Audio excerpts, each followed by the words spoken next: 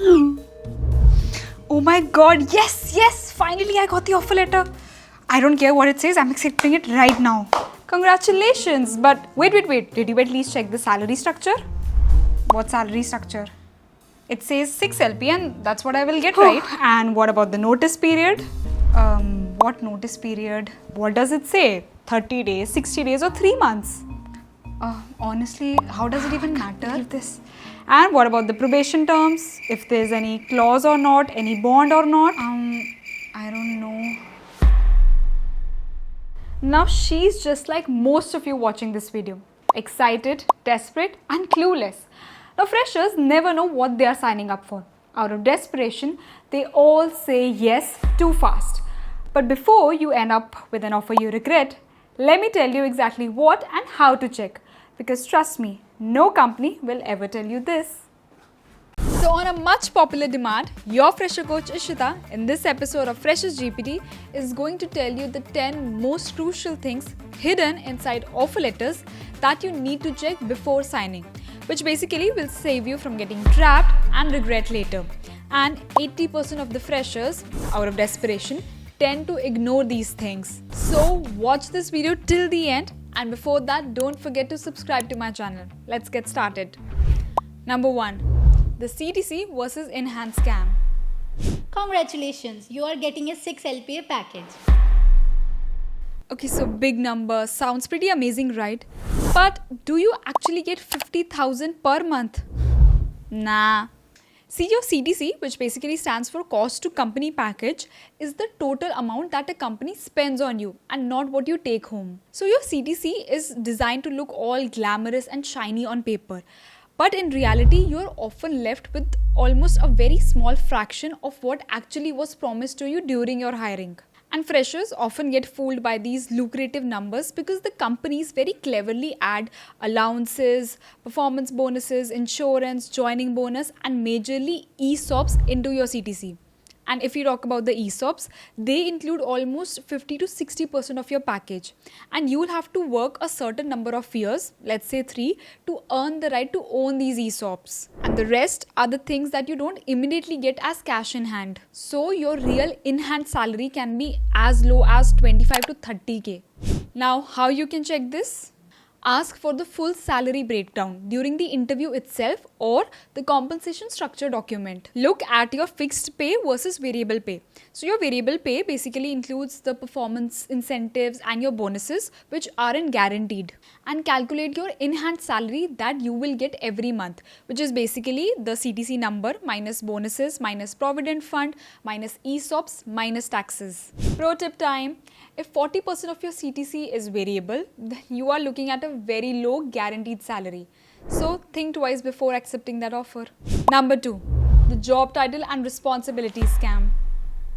It's a marketing associate role. You will be doing exciting things. But you join and find out that you are just cold calling 100 clients a day. No marketing, just sales. So you need to check, are your job duties clearly defined, and if they are very vague, then you might be doing way more than you signed up for. Now, how you can check this? Firstly, ensure that your offer letter has the same job title as your interview role. Ask for a detailed job description and confirm in writing. And Google the job description and its responsibilities. And if the job description says something else, consider it a red flag. You can also cross-check with current employees on LinkedIn.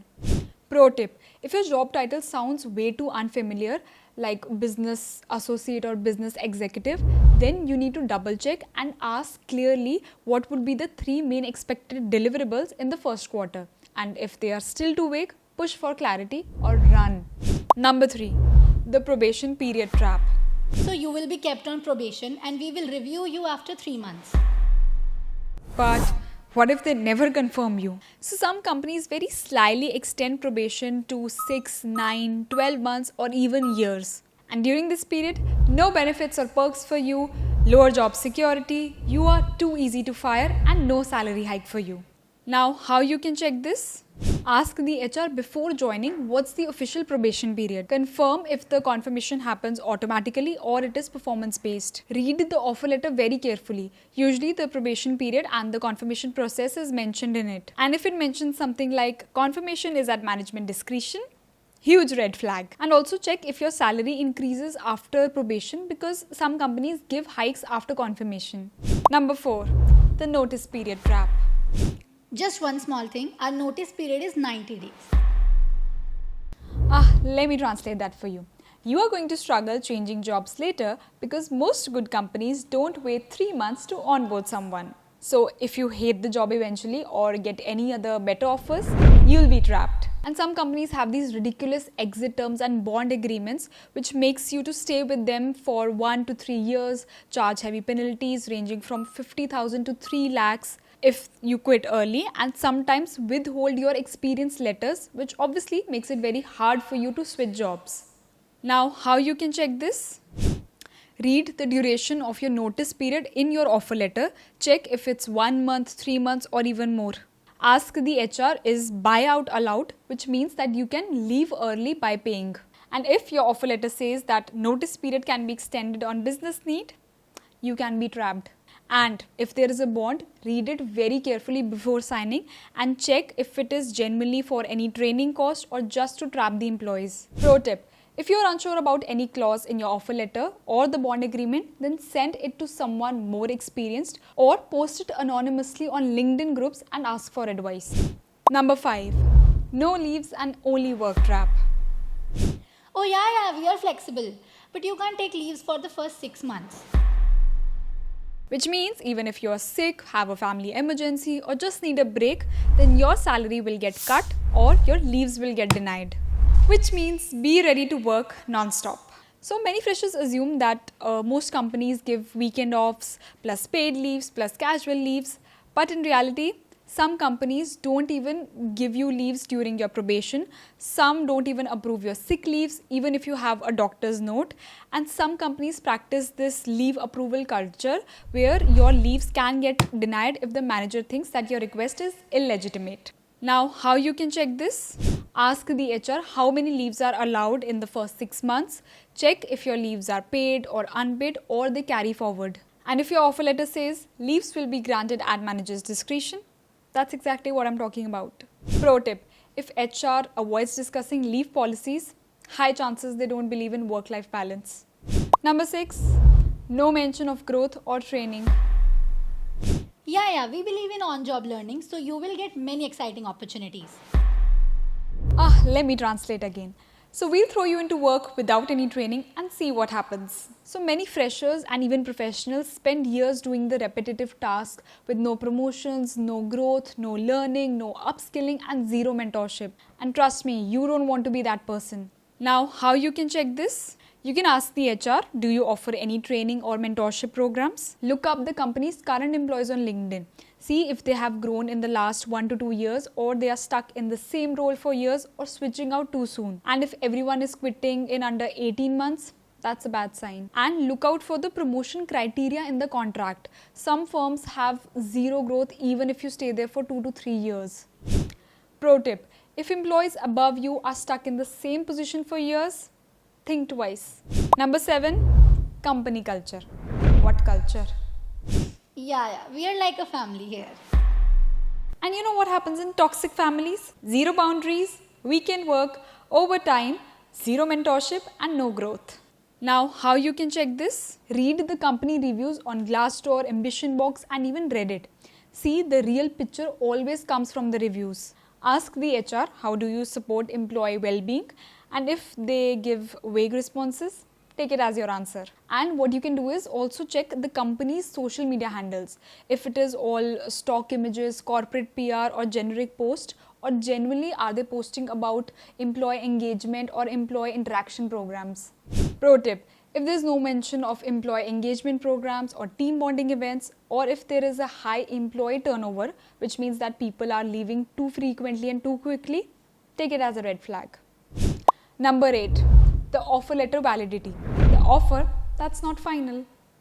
Yes, your offer is confirmed. Just the final approval is pending. which means they can cancel your offer anytime. No joining date is equal to no job guarantee. Some companies give conditional offers that can be revoked and keep delaying the final confirmation until just before joining and then reject you without giving any proper reason. Now, how you can check this? Confirm from the HR if this is the final offer or not. Ensure that your offer has a clear joining date and a fixed salary. You can also ask, is this subject to approval or is my joining confirmed? And if the offer letter says provisional or subject to management decision, be cautious. Pro tip again, until your date of joining is fixed, keep applying to other companies. Number 9, no full and final settlement details. All dues will be cleared after exit. But what they don't tell you is that some companies delay the FNF payments for months or don't even pay the leave encashments, bonuses, etc. And if you want to know what exactly is the FNF document, then don't forget to check this video of mine. Now, how you can check this? Ask the HR for the FNF breakdown in writing. Confirm the timeline. You can do that by asking, when can I expect the final dues? And you can also ask about the leave encashment details. And lastly, the job stability.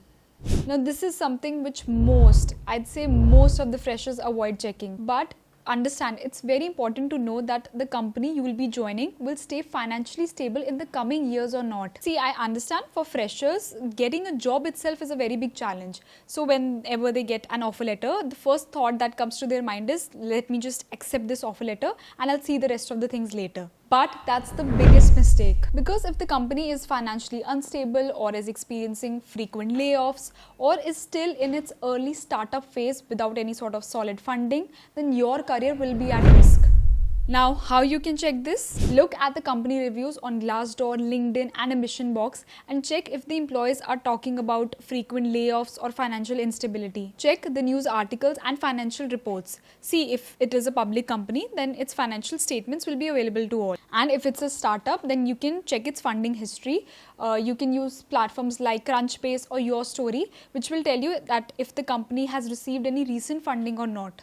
And if the reviews mention anything like high attrition rate, financial instability, frequent mass layoffs or delayed salaries, vague terms like we are restructuring or the company is pivoting, consider all these as red flags.